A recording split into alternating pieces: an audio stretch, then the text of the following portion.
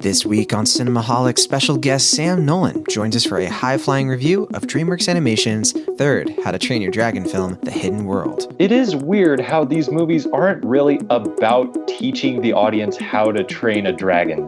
We're also discussing the new family sports comedy/drama, Fighting with My Family, from writer and director Stephen Merchant, starring Florence Pugh. I mean, Dwayne "The Rock" Johnson is in it. The role he was born to play. Later in the show, we dig into some of the Oscar-nominated short films, and then after that, we review Paddleton, a new Netflix indie dramedy starring Mark Duplass and Ray Romano. It's a Renaissance, and I'm all for it. All that and more is coming up on Cinemaholics.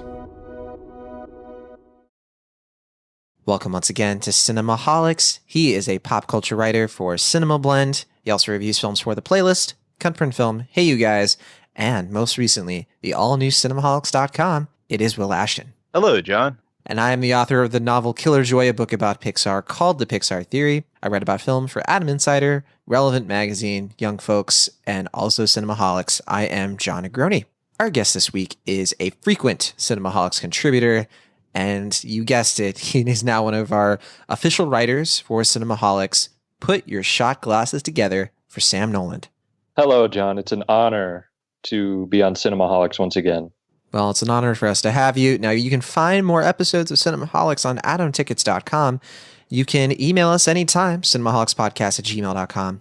And you can support us directly by becoming one of our monthly patrons on patreon.com/cinemaholics. We are a website now, as I mentioned, cinemaholics.com, and we're fully listener supported. There are no ads on cinemaholics.com, and that's how it's going to stay for now because, you know, I hate ads. I don't want to look at them when I'm reading Will Ashton's latest review of How to Train Your Dragon, The Hidden World, film that we are coincidentally also reviewing in this episode today. So let's get into some off topics. A lot of stuff to get to. We do have a new patron that we want to celebrate today. That is Cameron C. Cameron started donating to Cinemaholics, helping us pay for everything around here. We appreciate your donation, and Cameron had a message for us. Cameron said, "I'm happy to support quality podcasting and fellow film fanatics. Keep up the great work, John and Will." Thank you, Cameron. That means a lot, and we hope that we live up to that and continue to make this show as great as possible for all of our patrons. We have some bonus content coming out this week, and it's going to be a bit of a, quick reunion, guys, because we're going to be doing this again pretty soon because we're doing the first of our anniversary series, the three of us, a new series that we're calling Extra Milestone. We're going to be covering the film It Happened One Night, which is about to celebrate its 85th anniversary, 85 Februaries ago. And fun fact about this film, so we're all going to talk about it. This is my first time watching the film, which is kind of crazy because I'm a big fan of the filmography. Nice. Yeah, I haven't seen it either, so that'll be... What? Yeah. My goodness. Yeah, so Sam, you're going to be the expert. I'm going to carry the torch. All right, well, I'll try to live up to those expectations, I suppose. Sam, we mentioned you're now one of our official writers, but you're doing something a little different. So while Will and I are doing all the humdrum reviews, you know the drill, why don't you tell the listeners what it is that you are producing for Cinemaholics.com? Well, as you may know, if you're at all familiar with my podcasting work, you'll know that I'm a fan of the past of film history, and a long considering time we ago, haven't watched It Happen One Night, but you have. That's true. I didn't even plan that, but yes, I'm the sole bearer of It Happened One Night viewership here on this podcast, and a long time ago there was a streaming service called Filmstruck. You might have remembered. And it died a tragic death not too long ago, November. Yeah. And but luckily, it was the service, in case you don't know, run by Criterion and TCM, that was curated and had all sorts of special features. It was a film fan's dream. Unfortunately, just lost steam, I guess, or lost funding. I'm not exactly so what clear. happened was Warner Brothers owned Filmstruck, and they decided that they wanted to do their own streaming service. The way that they said it was, okay, well, we have to get rid of Filmstruck because we want to, put some of this stuff in our library. They're trying to say it like theirs is going to be Filmstruck and all this other content, but a lot of us aren't holding our breath, honestly. No, not at all. It was sort of this depressing reminder of, just how fragile all this stuff is, all the, streaming and stuff. But Criterion has not let us down, because they announced shortly thereafter, after the cancellation of Filmstruck, that they'd be doing their own service, very similar to Filmstruck. In fact, my understanding is that they're trying to make it basically as similar as possible, albeit absent a lot of the TCM titles. But it's simply going to be called the Criterion Channel. And what they're deciding to do is that anyone who subscribes between now and April 8th, the release date of the service, gets access to a free movie of the week. Every Wednesday, it refreshes with a new movie that you can watch for free, and it includes some special features. They've done three already, and they're on their fourth one now. And I've decided I want to write just a short little essay about every movie of the week to sort of spread the word and get everyone as hyped as I possibly can, because I don't want this one to crash and burn, which I don't think it will, but every little thing helps. So that's what I'm doing over there. I did the double feature of Saturday Night and Sunday Morning and Tom Jones this past week, dedicated to Albert Finney. This week, I'm overjoyed because they decided to make their fourth movie of the week Andrei Tarkovsky's Stalker, which I'm thrilled to write about. I can't wait to do that.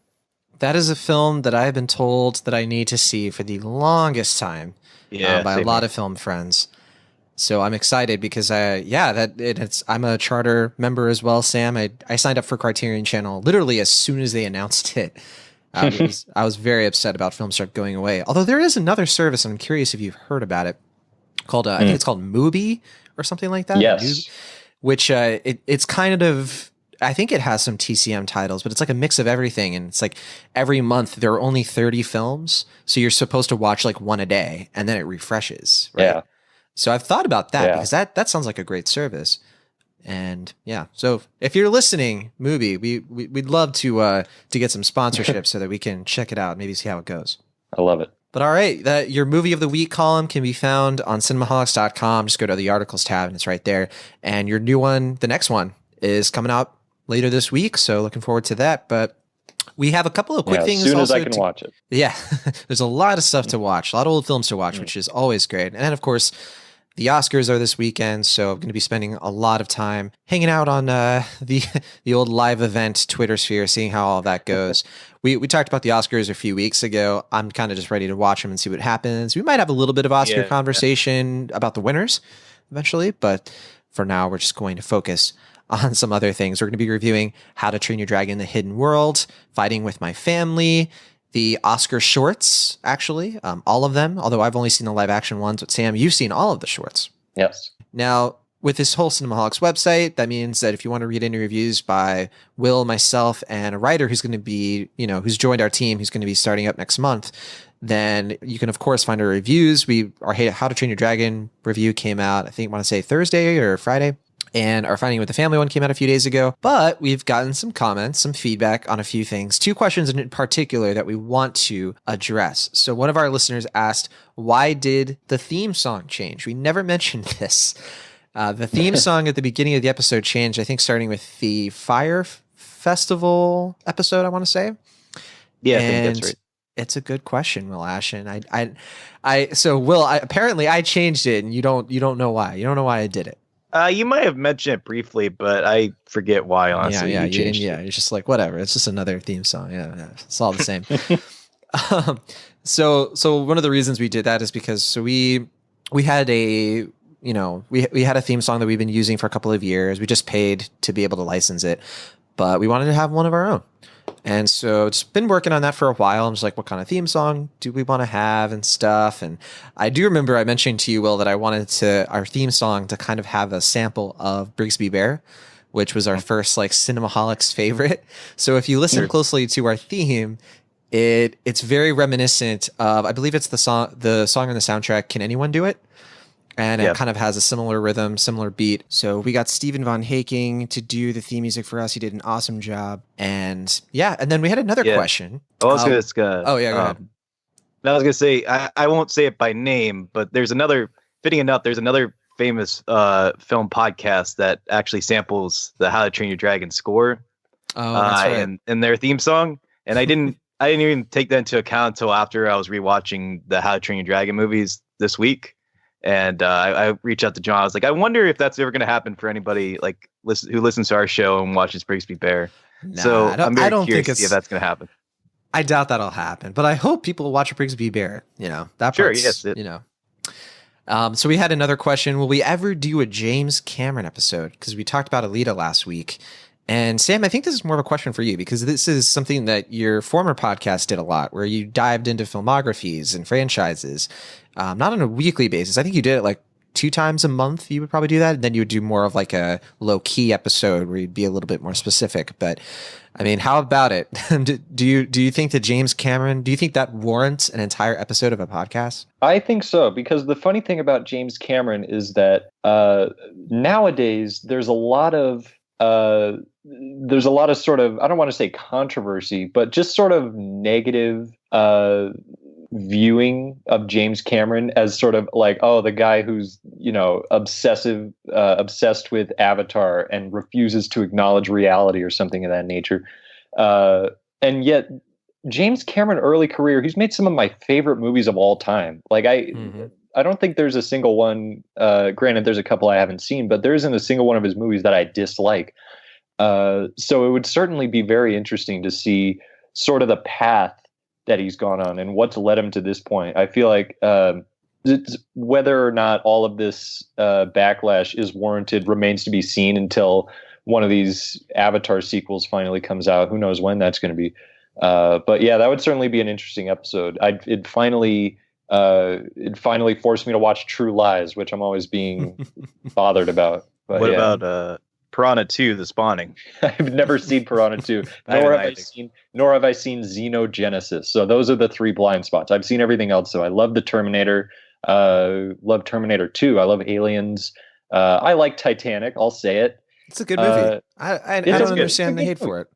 Yeah, it's sort of saccharine and sappy and melodramatic, but but in a good way, I think. Yeah, I think it's just a combination, I think, of like what he does best and what he ultimately struggles with. I think it's just a weird combination of the two, but I'd say it's certainly an achievement. Yeah, I think it certainly is. Did you see Alita Battle Angel? Not yet. I want to as soon as possible, because I've heard so many mixed things. I'm like, okay, well, obviously now I have to see it. Yeah, I mean, I would say if you're gonna see it in theaters. It's worth seeing on the big screen. Mm-hmm. Yeah, I certainly intend to. It's just there's just so many other things. For sure, you wouldn't think my schedule would be so full, but it finds a way. No, I mean, you were talking before the show. I was telling you, I don't know how you have time for anything, so it's certainly understandable. Yeah. I'll get to it as soon as possible because I am a big sci-fi fan, so I am curious regardless. Well, that is our tease preview of our future James Cameron conversation. It's definitely intrigued me to the idea of it. But all right, with that, we should head into our featured review for this week. We're starting with How to Train Your Dragon: The Hidden World. So the How to Train Your Dragon films, they started in 2010. They're based on a series of British children's novels by Cressida Cowell. I have not read any of them, but I've heard that they are almost entirely different from her stories. I read some of the blurbs and I was like, okay, this has nothing to do with what the movies are doing. I think Toothless is like a lizard or something like that. I don't know. Anyway, the series is now finishing as a trilogy from DreamWorks Animation, but there have been TV shows, short films. I think there are even graphic novels for How to Train Your Dragon. So I think just calling this a trilogy might be a little misleading. It does sort of feel like it's the capping of a franchise in a lot of ways, but probably a franchise that's going to keep going maybe in some other directions, probably not in the way of any films, but they could keep doing TV shows and all kinds of extra stuff about the world of Burke in between the films for as long as they want. And I think they would be pretty successful doing that personally. Sam, have you been a fan of like the TV shows, the extra stuff at all, or is it just the films for you? I have not seen the TV shows or the supplemental materials. For me, it's only the trilogy of movies. Right. Same here. And only in the past week or so that I revisited them officially. So yeah. And what about you, Will? Yeah, I never got into the extra stuff. I just saw the films, and I had only seen them once before this week, so I was rewatching them for the first time this week as well. I didn't rewatch any of them. I didn't have time this week, and I wish I had, because I really like the first two films a lot. So, and I think it would have been a little helpful, because this movie obviously is it's a continuation, but I was never confused or anything like that. Anyway, yeah. So Dean DeBlois co-wrote and co-directed the first film. I forget who the other people were, but yeah, he wasn't the only person. But then in the next two films, it Chris Sanders? Chris Sanders, yeah. They made Lilo and Stitch together in Little Mermaid, I believe. Not Little Mermaid, but because that was Clements and Musker. But oh yeah, you're right. My bad. Sorry. But Lilo and Stitch, I guess so. I blank on who did that film, but I wouldn't be surprised. But yeah, but the second two films that DeBlois did for How to Train Your Dragon, he was the only director and writer, including this new one.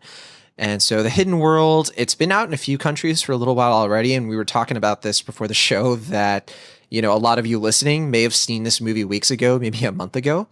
The film itself wraps up the story of Hiccup, who is once again voiced by Jay Baruchel, his best bud dragon Toothless, and all of his Viking friends from around Berk, which is a village where humans and dragons cohabitate under Hiccup's leadership as the newly appointed chief. But danger strikes when a dragon hunter named Grimmel, voiced by F. Murray Abraham, is hired by some of the, let's call them, annoyed warlords in the background of the second film, who they want to put Hiccup in his place and steal all of his dragons for their own purposes. There's also a side story about Toothless, who is a night fury, encountering and becoming infatuated with a light fury of a similar species. But after their first meeting, Hiccup comes across a trap laid by the villain Grimmel. So we have this clip from very early in the film. Eret, from the second film, voiced by Kit Harington, tells Hiccup and Astrid, who's voiced by America Ferrera, about what they should expect from Grimmel and what challenges might await them and the rest of the Dragon Riders. Here is the clip. I know this handiwork. Grimmel the Grizzly, famous back where I'm from. The smartest dragon hunter I ever met. Well, next to me, of course. Well, he can't be that smart. He left his trap unmanned. Nothing's accidental when it comes to old Grimmel. He lives for the hunt, to get inside the mind of his prey, to control its every choice. It's all a game to him. Well, he doesn't know who he's playing with. Yeah, well, we've dealt with this kind before. Don't underestimate him, Hiccup. Mark my words, he'll be back. Then we'll be waiting for him. All right, that is a clip from How to Train Your Dragon, The Hidden World. Now, Will Ashton, you mentioned in your review that this trilogy cleanly spans the last decade, because the first one came out in 2010, the second one in 2014, and now 5 years later, 2019. Yeah. So before you get into your overall thoughts on the conclusion of the trilogy, what has been your general impression of these films in the last decade? Well, I did like the first movie. I never quite got to the same astounding heights that a lot of people have with them, but definitely respected them immensely. I think as a 3D experience, they were certainly among, I remember the 3D experience alone was very much among the highest of the 3D movies I've seen. But I think the voice work was strong. The animation was had this nice fluidity to it that I still wish it was in 2D animation. There was some part of me that always felt like just how much care and detail went into the backgrounds and the designs. That just, I think they would have popped more in 2D, but I do think there is something about how well it translated into 3D that I have to kind of balance the two. But when I saw the second one in theaters, I liked it, but I never quite loved it. But rewatching it, I really liked it the second time. I don't know what happened, but I just thought everything about it was stronger than the first, and that's how I came into this new movie. Interesting. And so, okay, Sam Noland, let's start with you. How to Train Your Dragon: The Hidden World. What do you think? Was this a satisfying conclusion to the How to Train Your Dragon series, in your opinion? I think it was, because the second one I had never seen before this week, and the first one it had been the better part of a decade. So I was coming in at this from a very similar position to Will. And personally, I actually really dug the first one. I'm with popular opinion on that one. I think that one's really solid.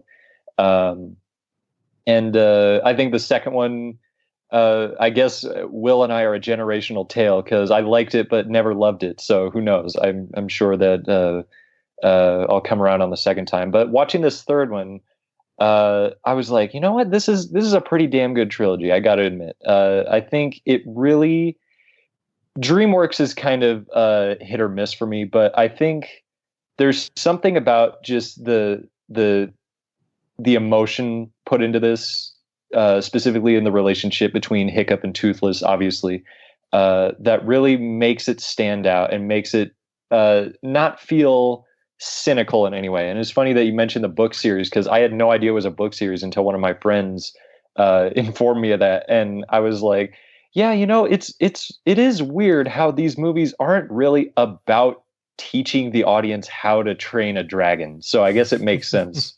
Well, the name of the books, only one of them was How to Train Your Dragon. They all have like different names, bizarre. like How to Become a Pirate or something like that. And yeah. Because those books are about Hiccup sort of becoming a man, and there's like a lot of little tales about him growing into like the chiefdom, which you're right. It's like completely different from these movies. Yeah, I feel like if anything, this is like the approach they should have taken for those Fantastic Beast movies based on the source material, but I digress. Yeah. How to Train Your Hippogriff. There you go. Yeah. All right. Well, what about you, Will Ashton? What do you think of this one? I already know because I read your review, but right. Yeah.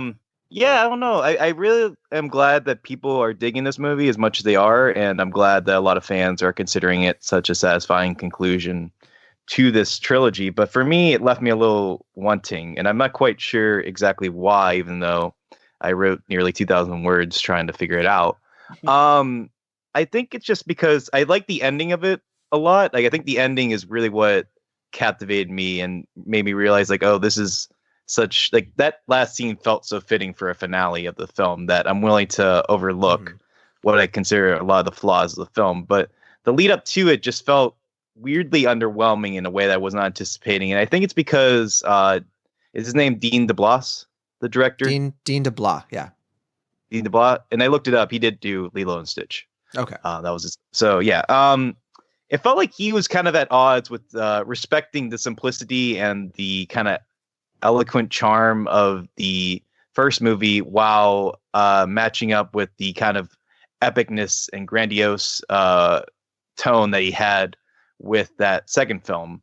So this movie kind of felt like it was trying to be a mix of the two, and I never quite found it to be fluid in that regard. Like, it felt like it was kind of like, if this is the story they went for the third film, it just felt kind of lukewarm for me. Like, I don't quite get why this is the approach he took for this particular film, especially considering that the villain itself, while I would say probably the most political of all the villains of the film series, I never quite found him engaging beyond being like, oh, it's nice to see F. Murray Abraham in films again.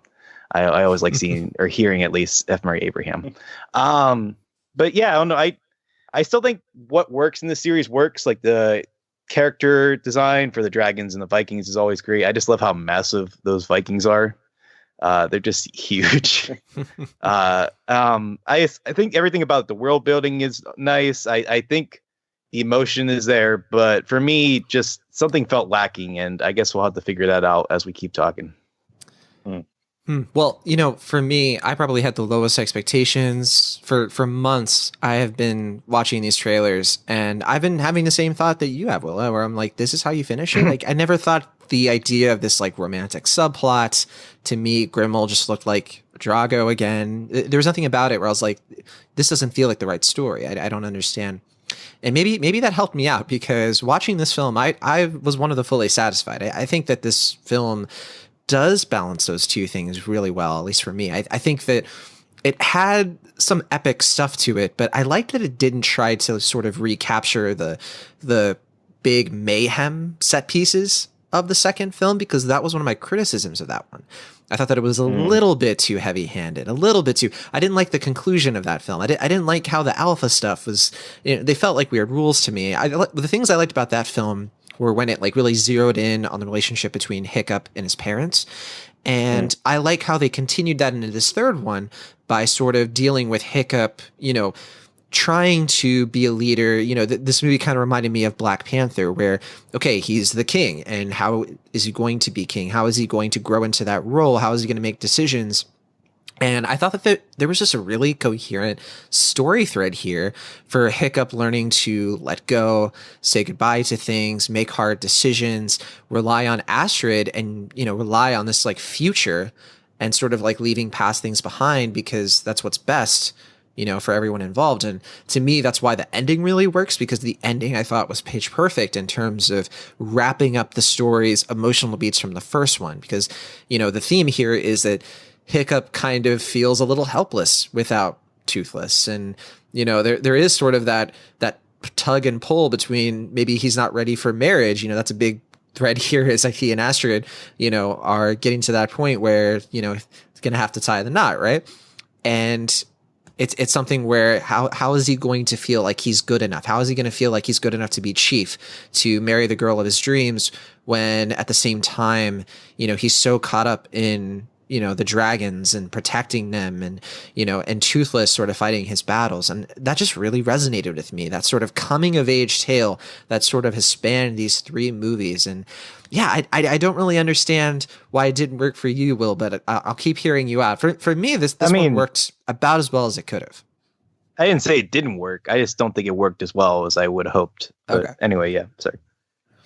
I don't know. Hearing all of that, Sam Noland, which one of us is right? You have to pick. I was thinking this. I read both of your what you guys wrote on Letterboxd, I believe, and I'm like, you know what? I'm sort of stuck, as you might expect, right between you two, because I think you're right, John. I think the fact that it does feel like it's sort of winding down the entire franchise, I think is really effective, because as you mentioned with the plot, it sort of starts in a somewhat similar fashion to How to Train Your Dragon 2, where there's sort of this crazed, maniacal warlord who F. Murray Abraham, by the way, I really loved in this. He's like a Bond villain, just this tall, imposing, vaguely Eastern European guy. I liked him. I liked him much better than Drago. Far more memorable, far more menacing to me. The only thing I remember about Drago is he didn't have an arm, which I was like, well, none of the Vikings do. So what's your problem, man? Yeah. And none of the Vikings are Scottish, too, except Craig Ferguson and Gerard Butler. Literally everyone else is American, which always sort of weirded me out. But anyways, I digress. The fact that it sort of starts out in a similar place, and the decision is made very early on, like, okay, you know what, it happened once before, it's probably going to happen again. Maybe a change needs to be made, and it does feel like that we're sort of moving on to something else. And I know that's sort of vague, but I'm just sort of trying not to give anything away. And it really does. It was just effective for me in how a lot of it is an action, like the second one. I think I agree more with John on that point. How for whatever reason the second one just felt like a lot of mythology and not a lot of story, if that makes any sense. Like in the second one, you would never have just like 2 dragons, like it's WALL-E. Like there are a couple of things, like scenes like that in this movie where everything slows down and it's kind of quiet. And that kind of fascinated me that they kind of took that risk. I don't know if it fully worked, but it was definitely bolder and a little bit quieter in the second movie, which does have my favorite scene from the entire series with the song, with Stoic and Valka. But other than that, oh yeah, that's a great scene. I really dug that scene. And speaking of Stoic, I also love there are a lot of flashbacks in the third one with the Gerard Butler. I love that his name is literally Stoic too. Like that's just so funny to me. Stoic the Vast, of course. Stoic the Vast. Yeah, that's such a Viking name. I feel bad that his best friend's name is Gobber, which has always felt a little. We love Craig Ferguson around here. Oh yeah, for sure. Yeah. But yeah, it really does, with the flashbacks, it really does feel like it's sort of reflecting on the entire trilogy, the journey that it's gone through. I'm sure like Toy Story, which spanned, 10, 15 years, I'm sure there are plenty of children or people like myself who sort of grew up with it in a way. This wasn't prevalent in my life, but I'm sure it was with others. And so I like the overarching story of sort of just moving on to new things, accepting change. I think from plot point to plot point, it does doesn't quite work all the time, I thought. I don't know if you had the same problem, Will, but there are certain plot points where I'm like, okay, this should be a big deal, and it doesn't quite feel like it. Like, without giving anything away, there is a plot point, as I've said many times, where they sort of leave something behind, and it sort of just comes and goes. I'm like, is that supposed to be a big deal? It seems like it should. Right. I'm thinking of one in particular, and there are a few others that sort of are just sort of weirdly paced, and so I would have liked it to be a little bit more just sort of dwell on little things like that a little bit more. But by and large, I think this really does work, and it really does serve as a good way to close off this trilogy. I hope they don't make a fourth one, because I don't know what they're going to do, but I wouldn't put it past them at all. Yeah, I think that would be a huge shame. I will say, yeah, go ahead. Yes. No, just gonna say that's actually one of the things I do commend about the film, is that it has this strong message of like letting things go and just accepting when it's time to say goodbye, which is fairly progressive for a studio like DreamWorks Animation. Toy Story 4 literally comes out in sequels June. Upon sequels. Yeah. Well, that's Pixar, right? Yeah, but what I'm saying is, like, yeah, Toy Story 3 had the same deal, and then they were like, we'll still make another one. I mean, right, but until they say we are making How to Train Your Dragon 4, we have to assume that this is the last one, and if that's the case, then I think it's a very progressive message for them to say as a studio. Yeah. So I think my big issue that I kept having was, like, I knew as the movie was going, I was like, they're making the villain too powerful. They're falling into that trap where Grimmel is so good at what he does. He's so powerful. He's so omniscient, right? That I was like, there's no way that it's going to be satisfying the way that they conclude that story and resolve that conflict. And in a way, I think I was right. It doesn't hinder the film at all.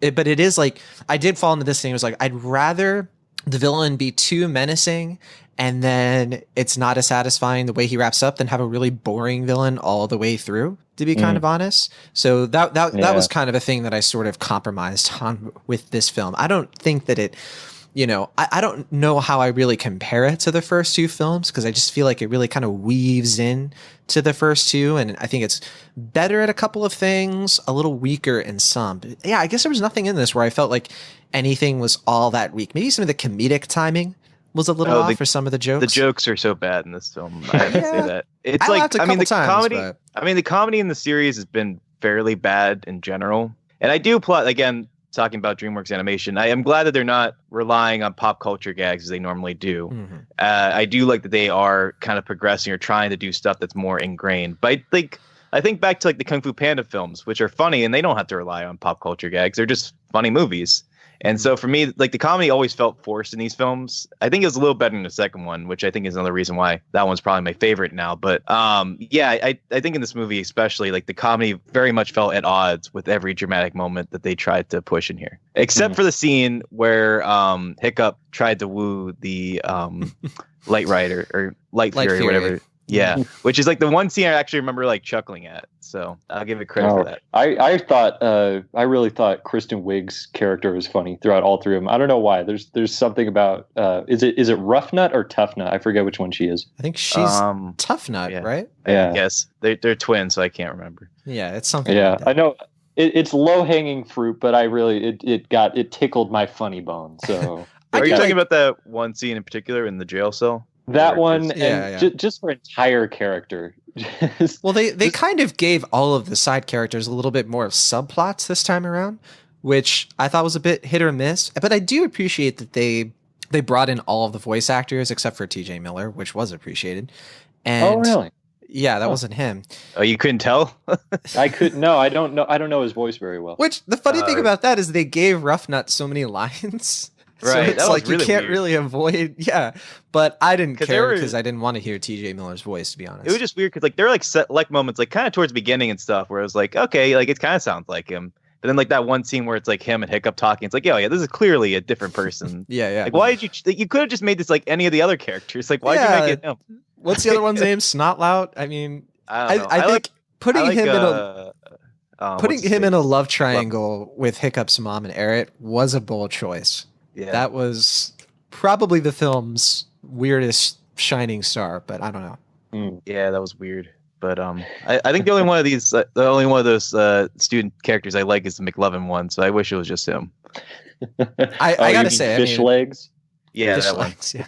I will say Kate Blanchett too. Like the fact they got her to come back, I would be in love with her too. I don't care whose mom she is. But yeah, that said, I think this is an overall pretty good movie. I definitely walked away from it feeling satisfied, and I heartily recommend it to anybody who's a fan of the franchise, anyone who's even remotely liked these films. I think there's a lot to get out of it here. Maybe you should manage your expectations, like you're saying, Will, because maybe it's not going to work as well for everyone. But yeah, I have a hard time looking at this film and seeing, well, maybe they should have done this, or maybe they should have done that. I think it handles pretty well, and I appreciated seeing this in IMAX. I don't like the 3D. I know a lot of people really like the 3D of the second film, but to me, I think that like the visuals are really great when they're at their brightest. And this is a movie with like some really bright scenes, like when you actually see like the hidden world caves and all of that comes to life. The way that the clouds interact with sunlight. I mean, there are just literally shining moments in this film that make me really enjoy it all around. So for me, my final grade for this one would be kind of a mid B plus. It's not like a high B plus, it's not super close to like the A territory, but B plus. I mean, I think that it's, for anybody who's a fan, they should definitely seek this one out. I don't know though how some people who might be mixed on the series might take it. So what about you, Sam Nolan? I'm going to give it a really, really high B. It's just one little mustache hair off of a B plus. I think this series that is essentially about like sort of dragon equality pretty much, and advocating for pacifism. I know we didn't touch on that too much, but I really thought that was effective in all three of these, and I think this is a really good conclusion. I might even be willing to see it again, which God knows I don't do often. But who has the time? But yeah, I was very, very satisfied by this. All right, and then end us off on a really high note, Will Ash. Oh boy. Yeah, I mean, upon rewatch, I think I gave the first movie a B. It just still felt a little too formulaic for me, but I do think the high points of that film are so good. I especially love the relationship between Hiccup and Toothless in those films. It has a nice My Neighbor Totoro vibe that I think is really sweet. Upon rewatch, I gave the second movie, I think, a B plus. I really wasn't expecting that. But yeah, this one, I was veering towards C plus throughout the whole thing. I just felt like really not much emotionally from the film, and I just found it was just kind of stagnant in a way that I was disappointed by. But I think those last like 15 minutes really worked their magic on me, and it kind of pushed me over the edge and allowed me to soar away with the series. So for that, I'll give it a light B minus. So it sounds like to me in 5 years, in a similar fashion, you'll rewatch Right, it. I'm going to rewatch this movie. Okay, it's like a low B. No, I doubt that. Yeah. All right, so far the film has a 91% on Rotten Tomatoes. 91% of critics rated it fresh, and it's doing pretty well at the box office. I mean, it's projected to make 40 to 50 million, and that's because it's opening in like every movie theater in the country almost. So had a lot of early screenings too. I mean, this film is going to definitely end the franchise on a high note when it comes to box office. I think that its opening day in Australia actually set a record for DreamWorks for how much it grossed on its opening day. The previous record holder was Shrek 2. So, oh wow, it's been a long time, huh? Yeah, we didn't mention it. I mean, this film has been released by a different studio with every release, right? So, so this time it was Fox. I think the first one was Paramount, or no, this time was Universal. Fox was last time, and then Paramount was the first distributor, but it's always been DreamWorks. Don't expect that 3-disc box set for How to Train Your Dragon series. Right. Yeah, that's right. Anytime soon. All right, that is How to Train Your Dragon: The Hidden World, about a B average for the Cinemaholics. Let's move on to our next review, Fighting with My Family, which Will Ashton and I saw. I saw this one a while back, so Will, this one's more fresh in your memory. Now, Fighting with My Family, it's a new sports comedy with just a tinge of drama. I don't want to call it a dramedy because I think that kind of gives the wrong impression, but I'd say it's more dramatic than you're giving it credit for, but it's mostly a comedy. Yeah, mostly a comedy. It's got drama, but anyway, it takes place in the world of professional wrestling. Specifically, it is a true story about a family of die-hard WWE fans to the point where they have their own amateur wrestling gym that they run as a family business. So the mom and dad are played by Nick Frost and Lena Headey, respectively, and the two siblings are named Paige and Zach. They're played by Florence Pugh and Jack Loudon, respectively. So we have a clip from the film. In this scene, the whole family is having dinner with Zach's girlfriend and her family, who are not WWE fans, of course, and they get a phone call concerning their tryouts to join the world of professional wrestling. Here's a clip. Hello? Yeah, can I put you on speaker for a second? Yeah, hang on. Where is it? I don't know.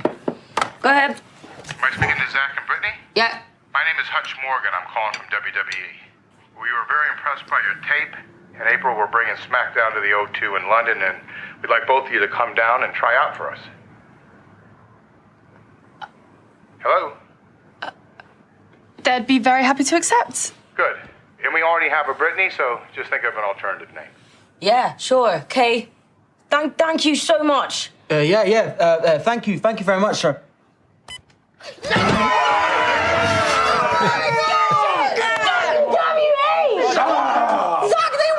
I told you. It was a given. Sorry, what is the WWE? What? All right, that is from the movie Fighting With My Family, which just hit wide release. So as it happens, Paige makes it past the first round of tryouts early on in the film, but Zach does not. So part of this movie is a fish out of water story where Paige has to go to Miami and train to become a WWE diva. Even though she's a bit of a social pariah among her colleagues, she has to contend with her trainer. You heard him on the phone there, Vince Vaughn. And the other part of the movie is Zach's story, the other half of his sibling rivalry, where he feels stuck in his life and in their small English town without any clue how he can settle for something less than his dreams. Now, Will Ashton, what did you think of this film? You know, I've talked about it on the show before. I don't have too much else to say. I just really liked it. I think it's really funny. I like the drama moments, and I just think it's a pretty good crowd pleaser. But, you know, you like professional wrestling more than I do. So I feel like you have a better understanding of the world that this film is kind of celebrating. Well, let's get this record straight. I just have a lot of friends who are really like into wrestling. So I've been kind of immersed into that culture through like a second party. I'm not really that much of a wrestling fan. That's not to say I dislike wrestling, but it's not, I don't want anyone to think like, oh, like I go to events and stuff like that. I have a very much like third tier understanding of wrestling at best. So once that's clarified, as for the film itself, I thought it was fine. I enjoyed it. I mean, it's certainly a crowd pleaser, like you said. I think it has a good heart on its sleeve. I thought, can we just talk about Florence Pugh, like real quick, and just how like she is amazing? And I have only, I think, seen 3 movies she's done, and like each performance, like if I had not known she was the same actress, I would have had no idea. Just the way she transforms into each part is pretty incredible. The 3 that I think of are Lady Macbeth, which was when she got on my radar, Outlaw King, and this one. Well, what was the third one for you? Oh, The Commuter. That was the third thing I saw. Oh, I forgot she was in that. Exactly. So, yeah, she was. I didn't love that movie. She but, disappeared into the role. I'll say that. I'll say it that much, right? You just you were so immersed in that story, right? And you just didn't even think about that performance. Right. But yeah, I definitely. I mean, as the title suggests, I think the family dynamic is strong. I think you can feel that heart between them, and I think Nick Frost, like I'm kind of bummed he doesn't do more stuff. Like I think he maybe does more stuff, and I just don't see it. But like he brings so much life and warmth and energy to every part he plays. Mm-hmm. I think he gives, I would say, probably the best performance in this film away from Florence Pugh. But otherwise, for a Stephen Merchant film, this kind of felt like by the numbers to me. Like I was kind of expecting to be a little more subversive, I guess, with him involved. Maybe like a little sharper. Based on a true story, so I do wonder if he was a little bit limited with that. I mean, it's more inspired by a true story, I'd say, because like I mean, the real beats of the film aren't like, I mean, it's just kind of hitting what's expected, but they really don't dive into too much of the family dynamic. Like they don't even talk much about the mom, who has a history of like drug related stuff, from what I've been told, and stuff like that. Stuff feels weirdly absent. It comes up in the film, though. I mean, they talk about it. Okay, yeah, there's like a throwaway line, but like considering like if you really wanted to like shake it up, but I understand the movie. It's just trying to be a fairly straightforward crowd pleasing comedy with some drama, as we established. So I can excuse it for not diving too deep into that, or even Paige's after story, which is pretty sad after the film. But yeah, I mean, I really don't have too much to say about the film. I know you liked it a lot more than I did, and that's not to say I disliked it. I just think the story itself is like kind of almost oppressively kind of by the books. But I will say, as I think Vince Vaughn's character says some point in the film, it's not really about the story when it comes to wrestling. Like you don't really come for like what the story is going to be. You come for the emotion that comes with the characters and the warmth and like what they bring to the part. And I think that's where the movie excels. I think it understands that about wrestling. And I think it understands that you have to have that energy. You have to like fully commit to what you're doing in order for it to work. And I think everyone involved, they committed to their full content. And I think that's why the movie excels. If not in a major way. I think I was having that same feeling you were, where I was like, yeah, this is kind of by the numbers. This is pretty straightforward, especially with Paige's, fish out of water story that she has. And it's like, okay, well, she's going to learn a bit about herself. Oh, those are the mean girls. There's that trope. But I will push back a little bit because I do think the way that resolves, where she kind of, she does have a moment where she realizes that, and not to give anything away, where maybe part of it is like her sort of not really giving other people a break, right? And to me, there was a little bit of subversion there. Like there was enough for me to sort of be like, all right, you know what? This is a film that's sort of trying to, tell a story that's a little bit different. It's not exactly Harry Potter where she's like the hero and she's perfect and the chosen one or anything like that. It's really about her learning how to like, decide like, okay, is this really what I want to do? Like, is this really my dream? And I thought that was a really tough question for the movie to answer, especially because it was so dramatic with Zach, and you really fell for him and like, what is he going to do now? And I don't know. I just think it really worked for me. I think that, calling out the emotion of it is right. But I don't think this film works nearly as well as it does without the comedy, because it's like you said, I mean, Nick Frost and Lena Headey, all of the scenes, my favorite scenes in this film are when they're all together. So it kind of is a little bit of a bummer that they're not all together for a lot of the film. Cause, Paige goes to, spends a bunch of this film, overseas. But I do really like when they're all together because it's just hilarious. Like it's just really good writing. And you can tell that Stephen Merchant really wanted to make a movie, that actually brought in a lot of comedy for those scenes. I just felt like he actually really cared about those scenes and wanted to really nail the comedic timing in them. Like in that clip, I mean, just seeing everybody like celebrating and then like the record scratch, like when they ask he's actually, playing the dad of the person who doesn't know what the WWE is. Right. Yeah. And it's a fun little cameo.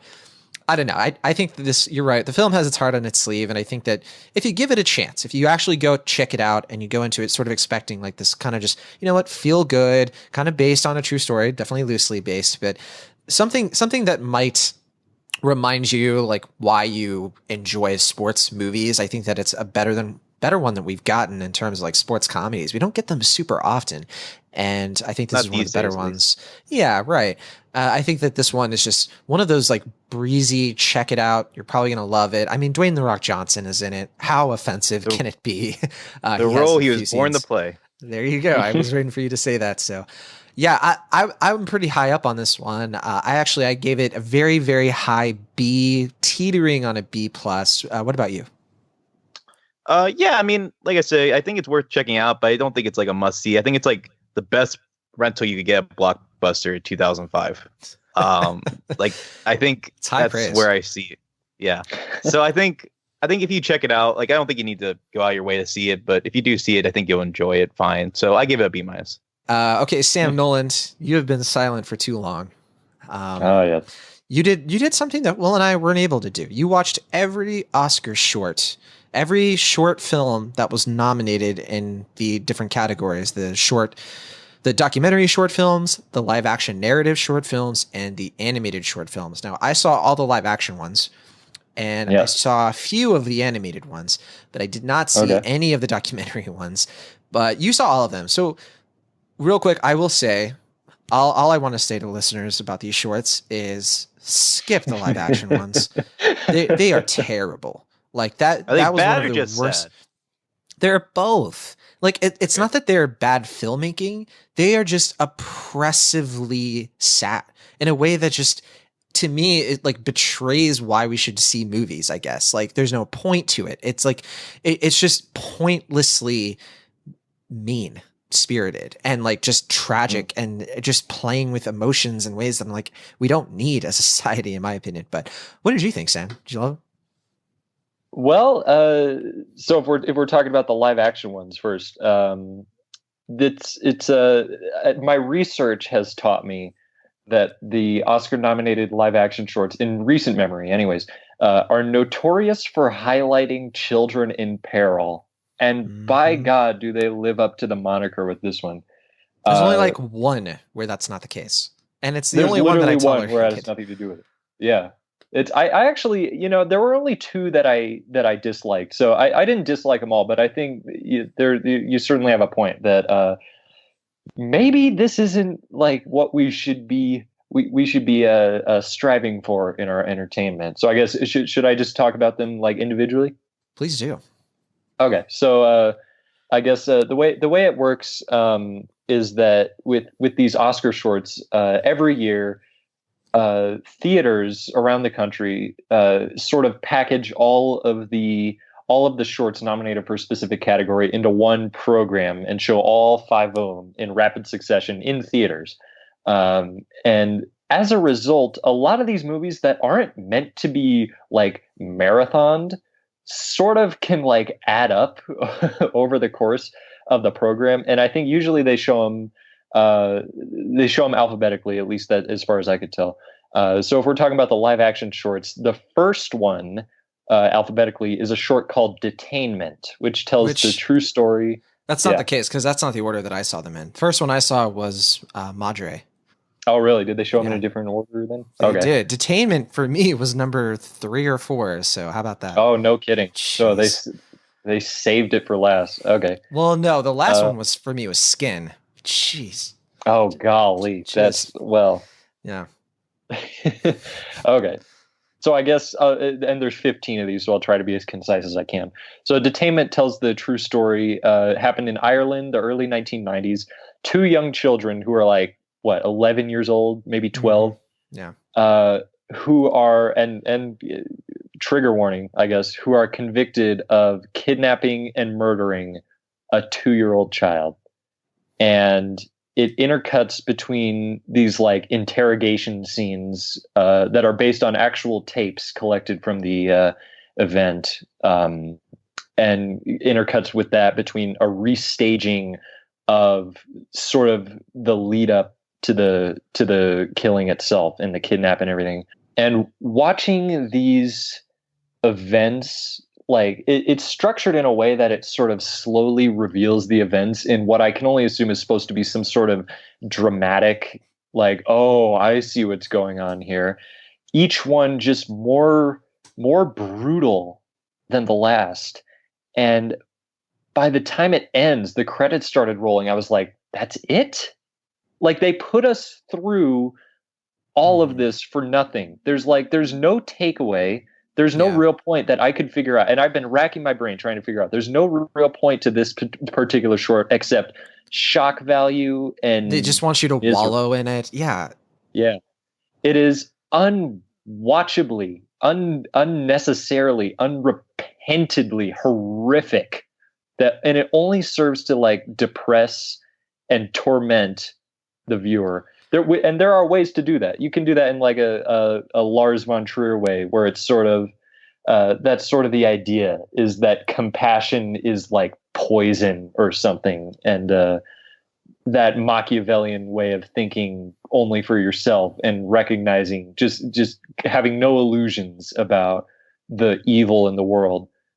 There's a way to do that. This is not it. And the little snippets of conversations I heard leaving the theater dictated that much. And it doesn't help. I don't know if you knew this, John, but the director did not consult the mother of the child who was murdered while making this short. And it's caused all this controversy over in England. So if this wins, like, I don't know when this comes out, Sunday, right?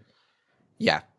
Okay. I'm rooting for Marguerite, the only one that I thought at all was probably worth seeing out of curiosity, but yeah, Yeah. So because I will say, at least Skin, Skin kind of does the same thing, but it actually does have a takeaway at the end. Like, it's actually saying something. It's super depressing, and it's not something that I particularly wanted to experience, but it did actually have a point. Whereas, yeah, you're right. I don't think it says it very well.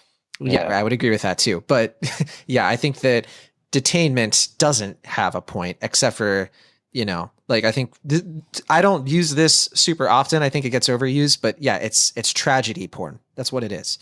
It just exists to sort of like make you feel an abundance of like a very aggressive emotion, and that's it. Mm-hmm.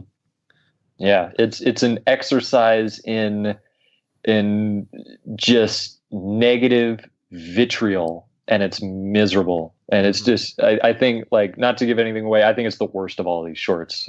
So I really hope this doesn't get any more attention than it deserves. But it was nominated for an Oscar, so who knows? Maybe we're missing the deeper point or something. So which one was your favorite? The one that was my favorite was Marguerite. So we're on the same page there. Okay, cool. All right. So Marguerite, it tells the story of an old woman, an elderly woman, living at her home. It takes place in France, right? Canada, I think. Canada. Yeah. Okay. They're speaking French, so I was confused. Yeah, I think it's Quebec. Yeah, Quebec. There's a couple of shorts from Quebec, actually. But regardless, it's an elderly woman in Quebec, and has like a nurse / caretaker, comes to her house every day and just sort of takes care of her and stuff. Run of the mill sort of elderly existence. And then one day the caretaker's phone rings. She goes over and answers it and has a conversation with what appears to be some sort of significant other.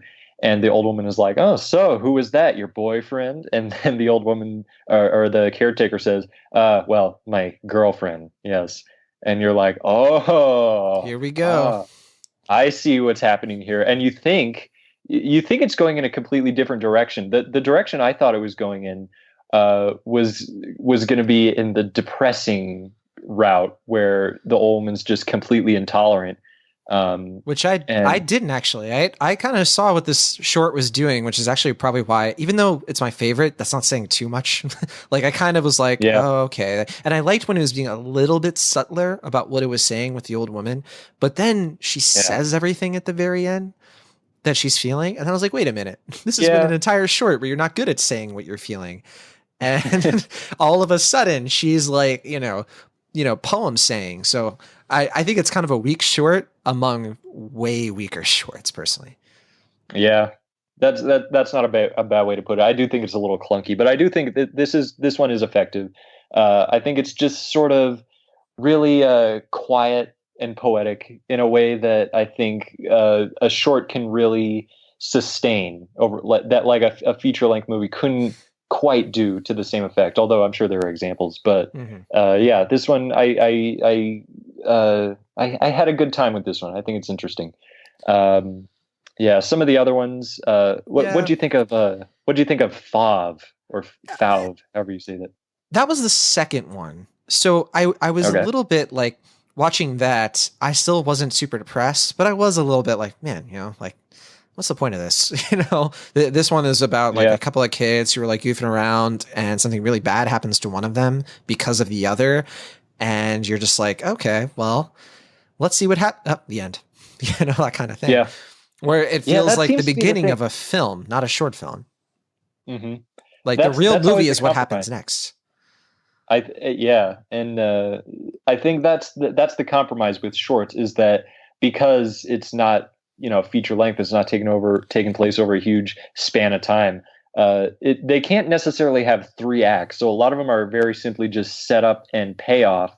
And there's only so many things you can do with that, I suppose. So it is. That's the same thing with Madre, right? Because that one is nothing but setup and disastrous payoff. Like, it's like watching a car crash in slow motion. I really dug the setup of Madre, which is about the filmmaking was interesting. Yeah, it's all in one shot. It's about a woman who lives in Spain, I believe, and gets a call from her son, who's on some sort of vacation getaway with her ex-husband, and all of a sudden it's revealed over this phone call that the kid is lost in on a beach somewhere, has no idea where. And all it is just the mother and her mother, the grandmother, just sort of scrambling around trying to figure things out.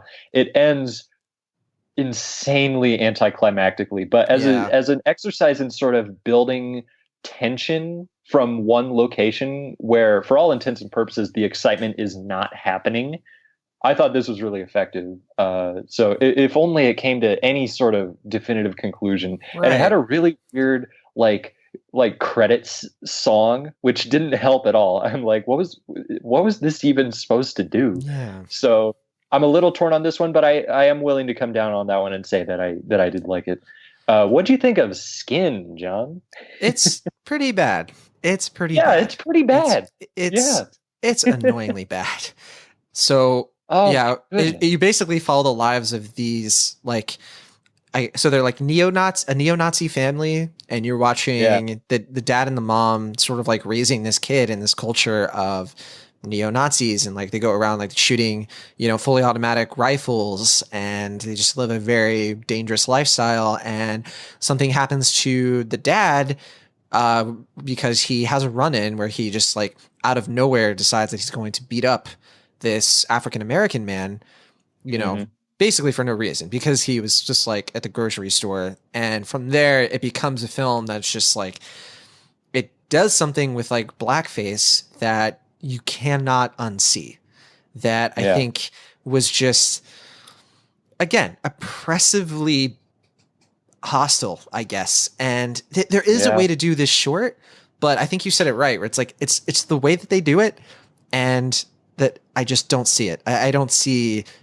the point or the takeaway really being effective. There is a point, there is like a message, but it's just completely tragic, I guess, because there's like a one final thing that happens. It's like tragedy upon tragedy, and it just feels hopeless. It's like if at the end of Florida Project, like Mooney like runs over her best friend with a bus and like laughs into the sunset.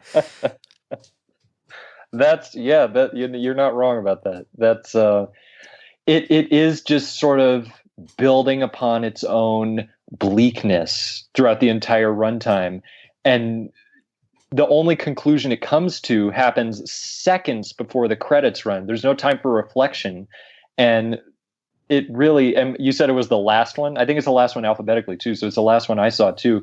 And just leaving the theater after that, the conversations were like, what the hell was that? Jeez. What was even the point of that? Yeah. So this one doesn't work. Maybe has a point if you think about it, but this is so not the way to do it that it's just a shame.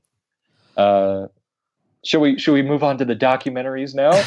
Well, we don't have a ton of time, so let's do it this way. We can do your favorite of the documentaries and your favorite of the animated ones. Okay. So my favorite of the documentaries is called Period End of Sentence. It's the one I saw last, and the period. That's what I entered. I put that as my prediction to win. I haven't even seen it. Nice. I wouldn't be surprised having seen it. So I hope it wins because it's my favorite, obviously.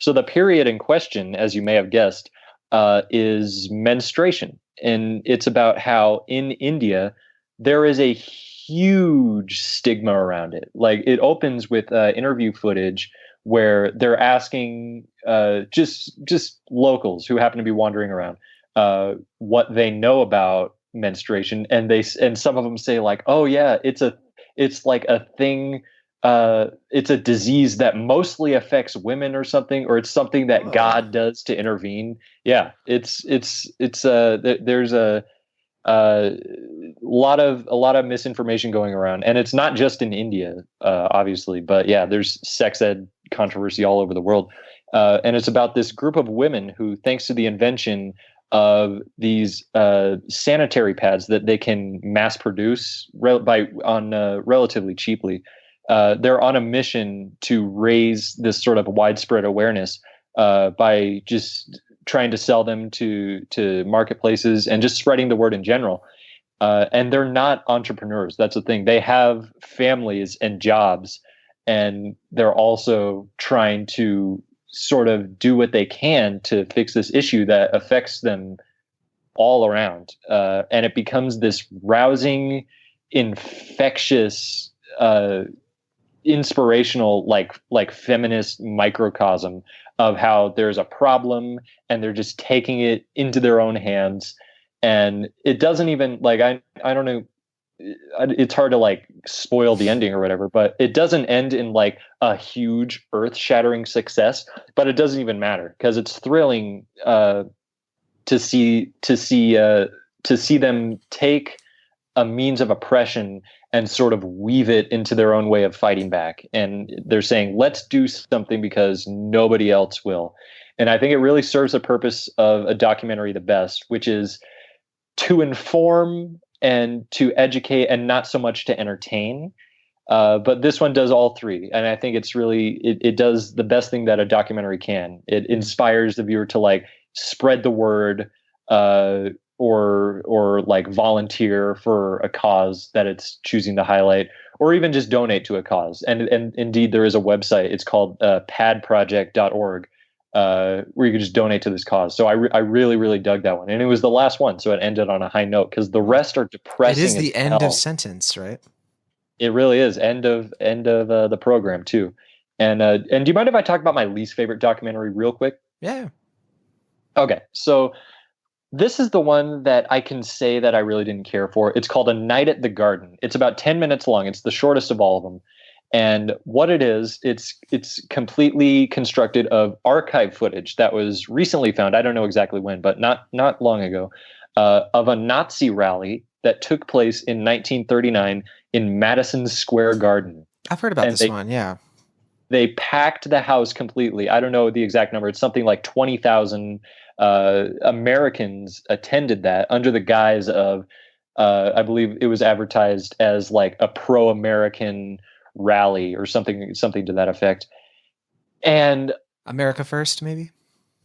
It's something like that. Yeah, it was definitely taking a patriotic angle, right on the brink of World War II. I think it was mere months before the invasion of Poland. Yeah. And I'm describing it. It probably sounds really interesting. It's actually not, because it really doesn't go to any lengths to go beyond simply presenting the archive footage.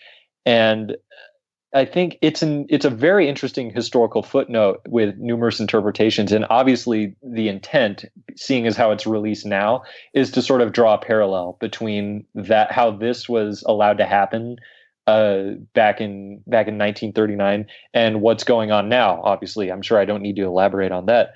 And also just the significance to the time period, and even just the self-contained event, like how it took place. That's all interesting, but it never really explores any of that. So the way I see it, any of that interpretation that I just said is sort of just projection. Like it could have been released as is in like 1964, for instance, and it would have been maybe remembered better. But I just don't think it fulfills any sort of function. Like the function of this movie makes no sense to me. And so maybe I'm wrong, because I'm not as into the political landscape as I'd like.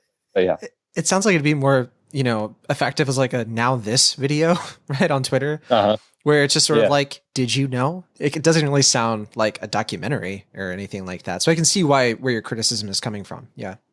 Yeah. So the only intent I can possibly think of, and maybe it worked in a roundabout way because it didn't inspire me to like sort of look into it, but is to inspire further research. The problem with that is that it's presented so straightforwardly that I wonder if anyone's going to be compelled to dig deeper. So can't say I really cared for that one, but who knows? I've been wrong before, and it'll certainly happen again. It's been a while though. Okay, wrap things up. The animated ones. I think, I saw Bao, obviously, and I think that one's going to win. It's my favorite of the ones I've seen. But did you have another one? Is that your favorite? And if not, or even if it is, what's one that you want to highlight? It's actually not my favorite, although Bao is very good. And I'll just say this: I can't go into detail on all of them.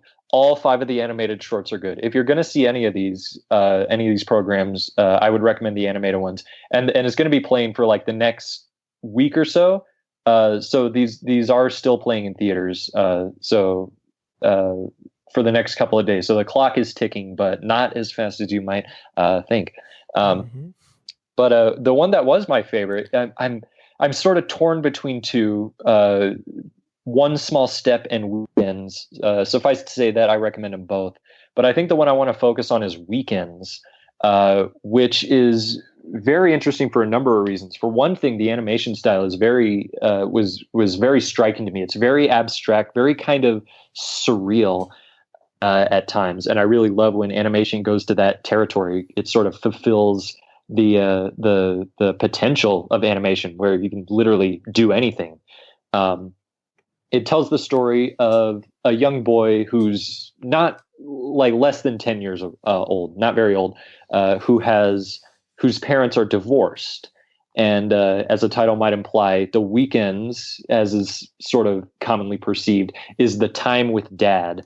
Mm-hmm. And the way that's portrayed as just being the best, most carefree time ever is just so delightful to see, and how it's all sort of presented through the perspective of the kid. And that's where it gets into the sort of abstract surrealism of it all. Whereas in contrast with the weekdays where he spends time with his mother, that's shown as very, sort of straightforward and a little drab, not bad, but just sort of, it just sort of happens, and that's about it. And I really, really dug that contrast. It doesn't amount to terribly much, but I don't think it's meant to. I think it's mostly just an exercise in style of how an animated short can sort of present these two extremes through an experience that many of us, myself included, can relate to, of having divorced parents and sort of having to divide the time between the two of them. So I really, really dug that one. But all 5 of them are good. So that is a winner in my case. I do know that it has somewhat of a shot, and so I know that Trevor Jimenez did it. He's an animator for Pixar. So I wouldn't be too surprised if it won. But yeah, I think Bao is probably going to carry it, just because that one was such it has the most traction. That's for sure. Yeah, and I do want to say I saw the animated shorts in a theater. There were like 4 of us in there. The dynamic was so much different when I saw it in front of Incredibles 2. When there's only 4 of us in there, that one moment, that one huge like shock reveal, the one of what I see, plays so much differently, and I almost bursted out laughing just how much different that played. So if for nothing else, that moment alone made the entire thing worthwhile. Wow. Okay. I wasn't sure if you were going to be like, oh, it was worse without a big crowd, but it sounds like you still enjoyed it quite a bit. No, it's just as good. The short, I love Bao. I think it's really good. Yeah, I really like it too. But okay. Yeah. Those of you listening, you already know which of these shorts won, of course, so we won't belabor with any predictions or anything like that. But let's get into a film now that we've done we've been a little short lately, but it's time to return to feature length. Will Ashton, there's a new film that just came out on Netflix. It was at Sundance. I didn't have a chance to see it, but I started watching it before we were recording. I'm like an hour or so in, but this one's called Paddleton. Well, Ashton, what is this film? What is it about, and should people check it out? Yeah, Paddleton is the new Duplass Brothers production. It is, I believe, part of their Netflix deal, or at least the one they put together a couple years ago. But it stars Mark Duplass and Ray Romano, and they're both kind of lowly guys who have fairly mundane jobs and mundane lives. And they are neighbors, but they're basically best friends in this kind of sad, quiet life they live together, if in separate residences. But the film starts with them discovering that Mark Duplass has basically terminal cancer and that he is going to die fairly soon, probably in the next 6 months. And as they're kind of just doing their normal thing, still there is kind of sad pause throughout their lives now. Like they just spend a lot of time together. They play this game called Paddleton, which is like kind of like paddleball, but there's like a trash can involved. It's a little weird, but I do have a clip that kind of can set the scene here. But yeah, so here's a clip from Paddleton. This is like one of the first scenes. I think it's the first scene in the film where they're in the hospital room, and yeah, I think it's Michael. He's just been told that he has, this cancer. So here's a clip. So you think it's bad? We don't really know, which is why I think it's important for you to see a specialist. You'll do a biopsy, more tests, and... What do you think, though? What do you think about it? You've seen it and all. What do you think? Do you know how bad it is? At this point, I don't really know. But you can tell us something, right? Can you tell us something? Don't you have to say? It's okay. I don't think she doesn't. She doesn't. I think she's. How about? All right, listen. How about this? How about I'm going to make a statement, and if it's a true statement, then you don't have to correct me, and you don't have to say anything to me. Okay? So, is what Michael has incurable? Dude, that's a question. It has to be. All right, it has to be a statement. And then all right, so my statement is what Michael has is incurable. That's it. You understand the game? Because you're not saying anything now. I don't know if that's because you understand what we. Did you see all the President's Men? All right, that is from Paddleton. I'm really liking it so far. I think that's a great way to start the whole movie. Yeah, that scene is intentionally funny, but it's like also like kind of sad and kind of like morose to like laugh at it, but it's like supposed to be funny. And that's kind of the weird tone that the film strikes throughout, is that there is like this kind of underlining humor to everything, but it's always caked in sadness, like this sense of like longing and fear and just contemplation about what's going to happen and how they don't really have like a happy ending in store, but they just kind of have to make the best of it as they can. The film, it's definitely one that I don't know if this is going to work for a lot of people. It just seems like one of those films that, in some ways, it kind of reminded me of Funny People, which I think, John, you liked a lot as well, right? Yeah.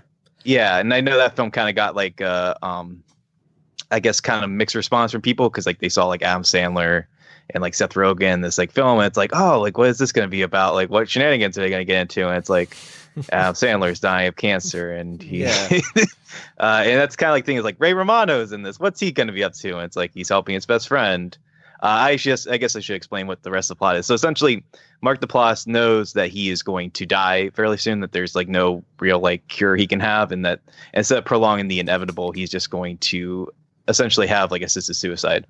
And they have to get like these medications that like does the job, and it's like this kind of road trip comedy in some ways, where they have to go to this prescription or this pharmacy 6 hours away to get it, and they have to like stay in a hotel, and they have like kind of awkward interactions with the locals there and stuff. And it's definitely like a low key movie that, like I said, I can see this one not working to everyone's favor if that doesn't sound like very like fun, and it's not really like a fun film to begin with. But I do think for me though, it's definitely the type of comedy dramedy that I tend to enjoy, which is that they focus more on like the small stuff and just having it being very grounded and sincere and real to life in a way that obviously like some comedic situations are heightened, but everything about it feels fairly realistic, or like how people would respond to certain situations and stuff. And I don't think the story does anything particularly remarkable. I think ultimately the execution is going to be almost exactly what you expect it to be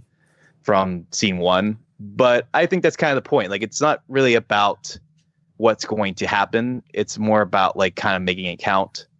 And I think in that sense, it does work. I'm really enjoying this kind of new second career for Ray Romano. I think as probably a lot of people saw in The Big Sick, and he had a kind of big part in Vinyl on HBO, which was a terrible show, but he was fantastic on it. He's like doing some of the best work of his career right now, and I'm loving it. It's a renaissance, and I'm all for it. Renaissance, there it is. Yeah, I'm all about it. I think he does a fantastic job in this, and he has a scene, I won't give it away, but towards the end, it's so minor and so sweet, though. It really worked for me. So for me, I'm going to give it a B. Like I said, I don't think it's going to be a movie that's going to win everybody over, but I think if you kind of accept the movie at face value and understand what it's going for, think you're going to get a lot out of it, and I hope people check it out on Netflix.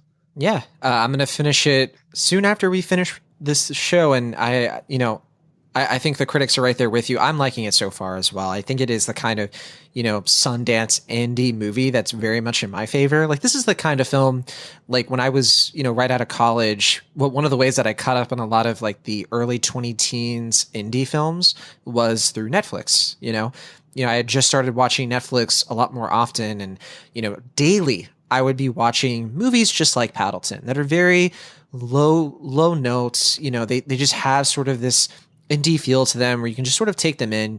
They don't have any sort of like big stakes, but they do have characters that you can't get out of your head. So I definitely am enjoying this because, oh man, this is kind of like a little blast from my recent past. The director was Alex Lehman. I think this is his first film, but I know Mark Duplass co-wrote third film. Okay. I wasn't aware of any of his other work, so I apologize. But didn't he do Blue Jay and the documentary Asperger's Are Us?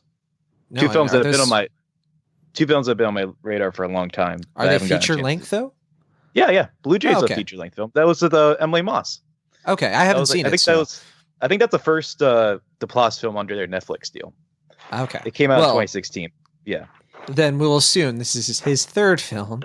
Definitely the first one from him that I'm seeing. He co-wrote this film with Mark Duplass. And yeah, I really like the music in this. Julian Wass did the music here, and I'm looking forward to seeing how it ends, and I'll give it a little grade as well once I'm done with it. And Will, I think you're doing a review for this film for the young folks, correct? Yeah. Sometime today I'm going to get a chance to write about it. So in the meantime, check it out. Thank you as always for listening. Next week, we are going to hopefully be catching up on some TV stuff that we were going to talk about this week, but it's fine if we do it next week because we haven't finished these shows anyway. So next week will probably be a little bit more TV focused. The new movie Greta is coming out, so we'll probably talk about that one, along with some other indie things that we might be able to catch, like Apollo 11.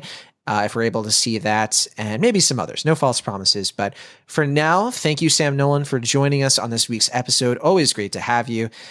And keep an eye out, of course, for our bonus episode this week for It Happened One Night.